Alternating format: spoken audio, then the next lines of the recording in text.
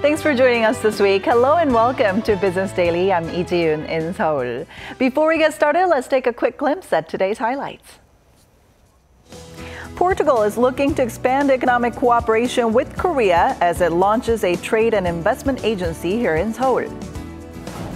We're seeing the UHD TV market expand thanks to a growing number of more affordable models and record shipments from Korean panel makers.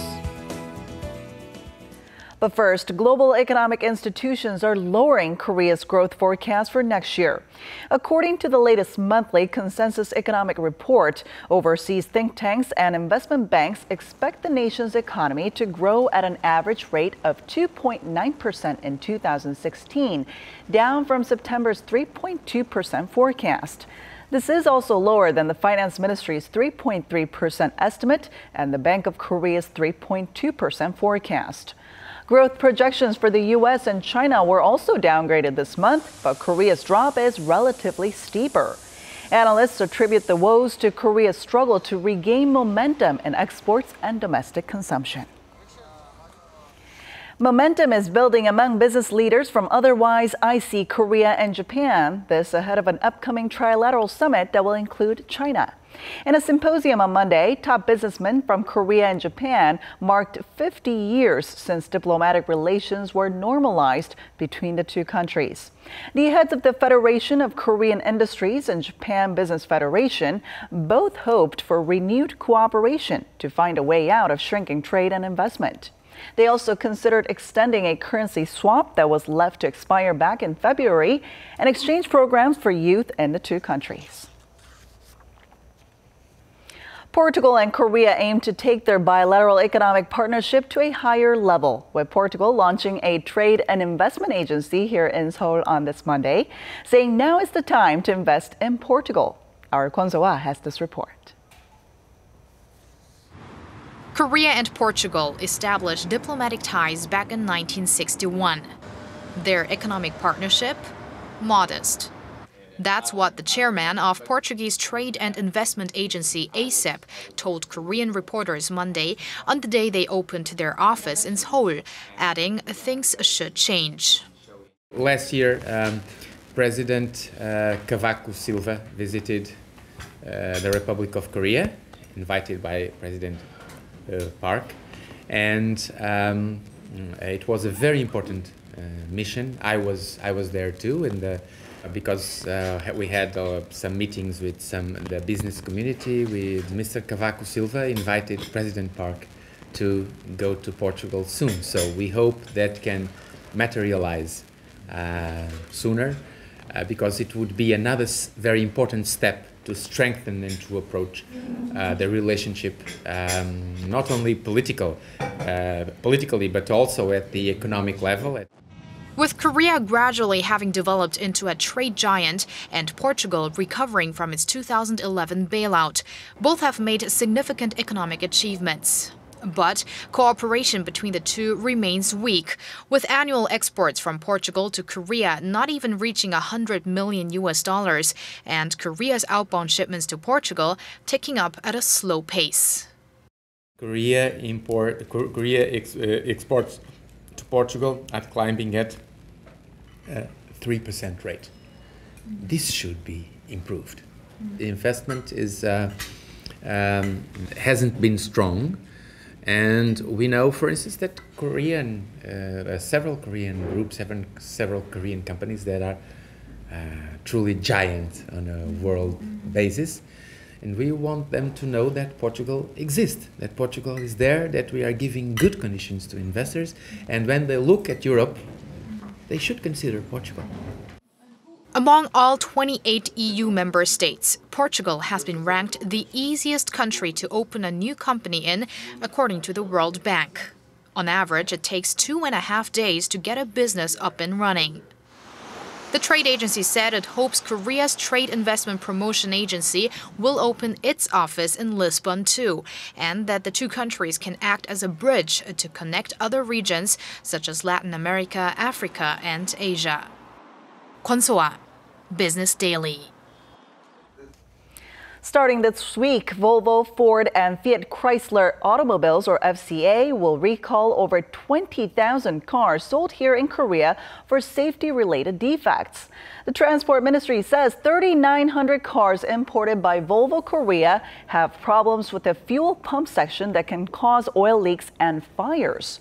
Ford will recall 7 models, including the Mondeo, Fusion, MKZ, and Mustang, for faulty door latches and problems with fuel line O-rings that might also start fires. The ministry says Fiat Chrysler will recall or repair over 3,000 cars, while Hyundai Motor, Kawasaki, Mercedes-Benz, and Daimler Trucks will recall just over 70 vehicles for manufacturing glitches. Owners of models subject to the recall will be notified by mail.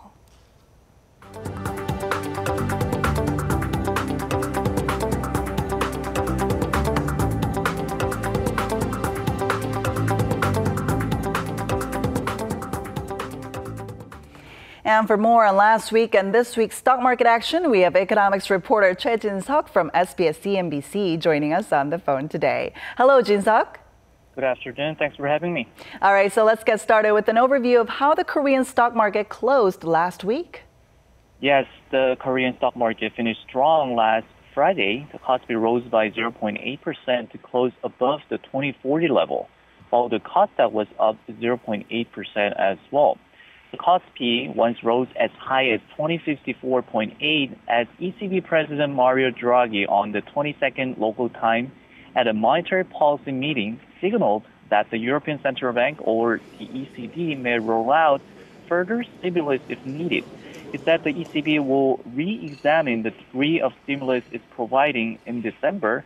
That's seen as a big hint the central bank will expand or extend its bond buying program at that time. The Kospi rose by 0.5% on a weekly basis as well. The domestic market moves similarly to other indexes in global markets. The U.S. market finished strong last week. Its index was up more than 2%, boosted by stimulative actions by central banks and better than expected earnings reported on Thursday and Friday. Then how did the Korean stock market close on the first day of this week? Yeah, the market opened strong at today's session as well, helped by both foreign and institutional investors buying. The Kospi once rose as high as 2049.6 in earlier hours. Along with the ECB, China's People's Bank of China, or the PBOC, lowered its benchmark and reserve ratio late last Friday after the markets closed. It was the 6th rate cut by the PBOC just within 11 months, and a clear catalyst for investors to put their money back into the Korean market. However, market gains faded, mostly with institutions scaling back their stock buying. The Kospi once turned to slight losses but closed mostly flat, while the Kosdaq rose by more than 1%. Foreign investors bought more than 34 billion Korean won, or $30 million worth of stocks in the country's tech-weighted market. Let's now move on to some major market events lined up for this week then. Obviously, the Federal Open Market Committee, or the FOMC, that will take place between the 27 and 28 local time will be a key market event. However, most experts don't expect any moves from the Federal Reserve or the Fed. According to CME Fed Watch, the futures market that bets against the Fed's rate increase timing indicates an only 6% possibility at the October meeting, while 39% of market participants predict a hike in December. Meanwhile, expectations are soaring in regards to the Bank of Japan's monetary policy meeting on Friday. The BOJ is widely expected to roll out additional asset purchase programs. Investors expect the BOJ will follow the path of global stimulus taken by other central banks. Well, third quarter earnings season will continue this week as well. What companies should investors keep a close eye on? Yeah, Apple's earnings report on Tuesday will be in the global spotlight for sure. Expectations are quite high. Market experts expect Apple can beat its earnings expectations for the 12th consecutive quarter. Energy companies including ExxonMobil, Chevron, and ConocoPhillips will report this week too. The energy sector is expected to report 60% of earnings decline, which is the worst performance among 10 S&P 500 sectors. Therefore, market participants will look at how they avoid the worst-case scenario. This has been Choi Jin-seok from SBS CNBC.